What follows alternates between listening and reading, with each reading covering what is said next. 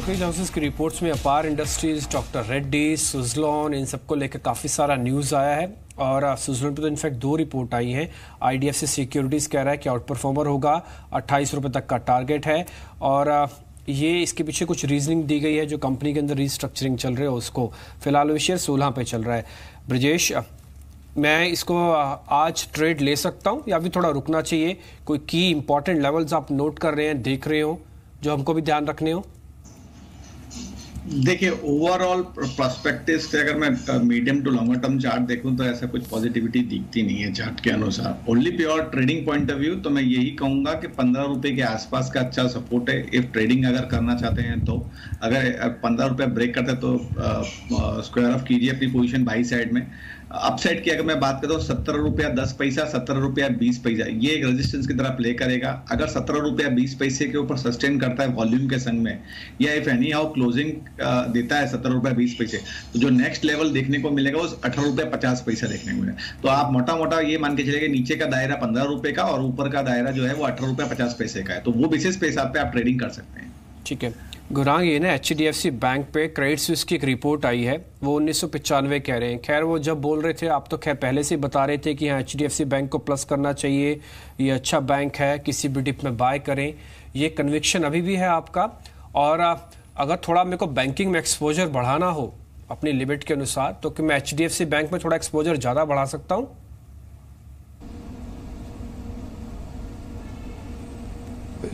देर आए दुरुस्त आए। हमारा लक्ष्य हमने ऊपर की तरफ बढ़ा करके 2250 का किया है, और इसमें कोई आश्चर्य या फिर कोई चिंता या फिर कोई शक आपको नहीं होना चाहिए। आपको अगर अपना निवेश और भी बढ़ाना है और वेटेज अगर आपको ज़्यादा देना है एचडीएफसी बैंक को या फिर एचडीएफसी को अपने पोर्टफोलियो में, तो आप बेशक दे सकते हैं। ठीक है, कुरान की हरी झंडी है एचडीएफसी बैंक को लेकर। 2200 तक का उनका टारगेट है। जो सीएस की रिपोर्ट है, क्रेडिट स्विस की रिपोर्ट है, वो तो 1995 तक की है। तो आप ध्यान रखें, दोनों का बुलिश व्यू है और यहाँ पे बाय करने की रिकमेंडेशन है। चलिए, लेकिन आज कौन से स्टॉक्स हैं जहां पर न्यूज फ्लो बहुत स्ट्रांग है, वो देखते हैं स्टॉक्स टू वॉच में, और साथ साथ संदीप से भी जानेंगे बड़ी खबर आज की। लेकिन सबसे पहले अंचल आपके पास आते हैं। आज न्यूज फ्लो बताइए, एक्शन कहां पर रह सकता है, कौन से स्टॉक्स में? शुक्रिया रजत। सेकेंडरी मार्केट से पहले प्राइमरी मार्केट की बात करते हैं। Matrimony.com का आज आईपीओ खुलेगा और जो पूरा आईपीओ है वो 13 सितंबर तक चालू रहेगा। प्राइस बैंड 983 रुपीज़ से 985 रुपीज़ के बीच में तय किया गया है। साथ ही कंपनी ने ऑलरेडी एंकर इन्वेस्टर्स को 22.9 लाख शेयर जारी कर लिए हैं, और जो जारी किए हैं वो 985 रुपीज़ पर शेयर के भाव से जारी किए गए। तो कहीं ना कहीं जो 500 करोड़ है उसमें एक बड़ा चंक कंपनी ऑलरेडी अलॉट कर चुकी है एंकर इन्वेस्टर्स को। इसके अलावा पावर ग्रिड, यहाँ आपको फोकस रखना चाहिए, और कारण ये है कि जो डीओटी है उसने भारत नेट के दूसरे चरण को मंजूरी दे दी है, और इसलिए भी कंपनी के लिए फायदेमंद होगा क्योंकि 6 राज्यों में जो भारत नेट का दूसरा फेज लागू किया जाएगा उसकी पूरी जिम्मेदारी पावर ग्रिड को है। तो कहीं ना कहीं पावर ग्रिड पे जरूर एक्शन देखने को मिलेगा।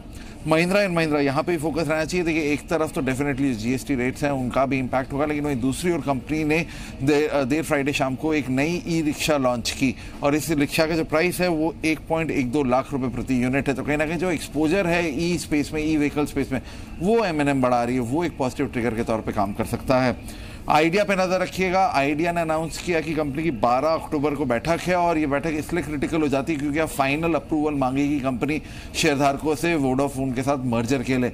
तो उसके रनअप में, क्योंकि ऑलरेडी ये डिस्काउंटेड है कि शेयर डेफिनेटली आगे चल के आइडिया और वोडाफोन मर्ज हो रहे हैं, बस एक फॉर्मेलिटी के लिए फाइनल अप्रूवल मांगा जा रहा है, तो उसके रनअप में डेफिनेटली एक्शन देखने को मिलेगा आइडिया के शेयर में। साथ ही रेटिंग एजेंसीज, इन इकरा, सीएस, केयर, इन सभी पे नजर रखिएगा। कारण ये है, जो सेबी है उसने अनाउंस किया है कि जो रेटिंग एजेंसीज के लिए नियम है उसमें कुछ फेरबदल किए जाएंगे। स्पेशली अगर आप बात करें जो नेटवर्थ और प्रोमोटर कैपेबिलिटी, प्रोमोटर योग्यता को लेकर जो नियम है उनमें सख्ती बरती जा सकती है। साथ ही एक दूसरी रेटिंग एजेंसी में 10% होल्डिंग कैप की भी बात की जा रही है, तो इसका इम्पैक्ट आज रेटिंग स्पेस में आएगा।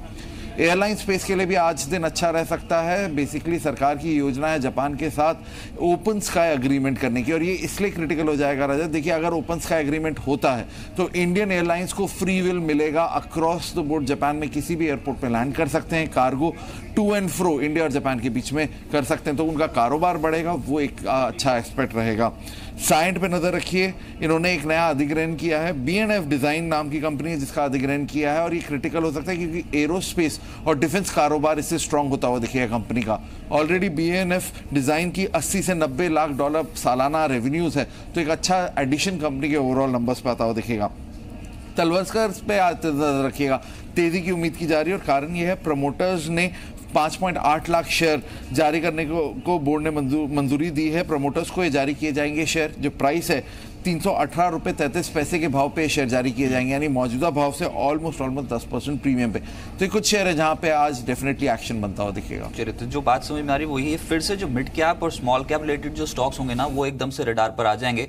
जो आखिरी में स्टॉक बताया उससे शुरुआत करते हैं। तलवलकर प्रमोटर्स को 5.8 लाख शेयर जारी करने को बोर्ड की मंजूरी है और 318.33 रुपए प्रति शेयर पे, यानी कि हायर एंड पे यहाँ पर शेयर जारी करने की मंजूरी दी गई है। एक बार ब्रजेश के चार्ट स्ट्रक्चर देख के बताएं तलवलकर के, क्या लगता है यहाँ से चढ़ेगा क्या स्टॉक? और 293 के अगर ऊपर सस्टेन कर गया देन शॉर्ट टर्म में आपको 305 310 के लेवल मिल जाएंगे और नीचे में सपोर्ट जो आ रहा है वो लगभग 282 का आ रहा है, तो एक बार पोजीशन बना सकते हैं with keeping a stop 282 and 293 के ऊपर अगर सस्टेन करता है तो 310 के तक के, जैसे मैंने बताया, टारगेट आपको अचीव हो सकते हैं। I think with in couple of days it can be achieve.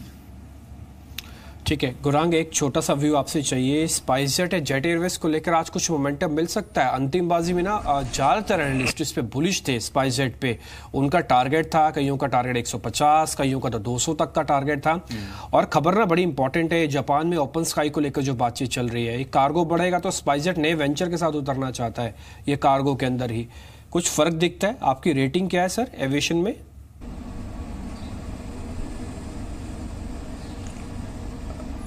इन सब खबरों को लेकर के जाहिर है आपको आज एक ऊपर के तरफ का दायरा भी मिलेगा और जिस तरीके से कुछ संकेत XGX के तरफ से भी आ रहे हैं तो हो सकता है हम 40-50 पॉइंट के आसपास ऊपर खुले।